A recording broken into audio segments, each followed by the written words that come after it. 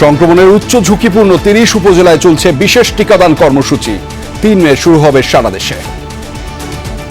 বিগত সরকারগুলি 2020 ডিসেম্বরের পর এই টিকা কার্যক্রমটা অব্যাহত রাখেনি, বিধায় মিজেলসের আক্রমণটা বেড়ে গিয়েছে।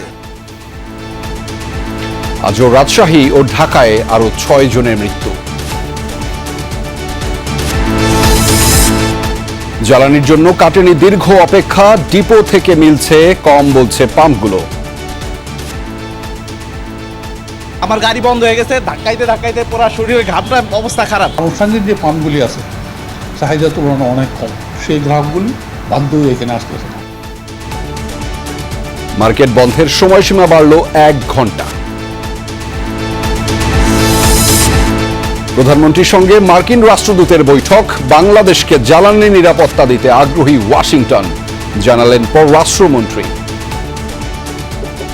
জ্বালানি সিকিউরিটির জন্য তারা সাপোর্ট করবেন সেই নিশ্চয়তা আমাদেরকে দিয়েছে। যুক্তরাষ্ট্রের সঙ্গে আমাদের কোনো গোপন চুক্তি নাই।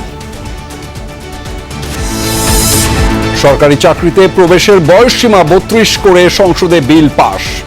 জুলাই সনদ বাস্তবায়নে পন্থা নিয়ে সরকার ও বিরোধী দলের বিতর্ক।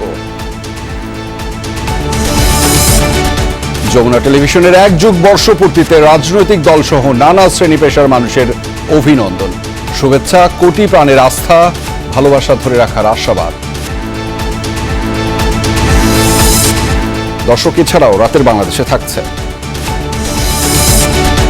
দুদিনের অবিরাম চেষ্টায় ইরানে বিধ্বস্ত মার্কিন বিমানের কো পাইলট উদ্ধার। তেহরানের হাত থেকে রক্ষা পেতে দুটি C-130 বিমান ধ্বংসের দাবি যুক্তরাষ্ট্রের।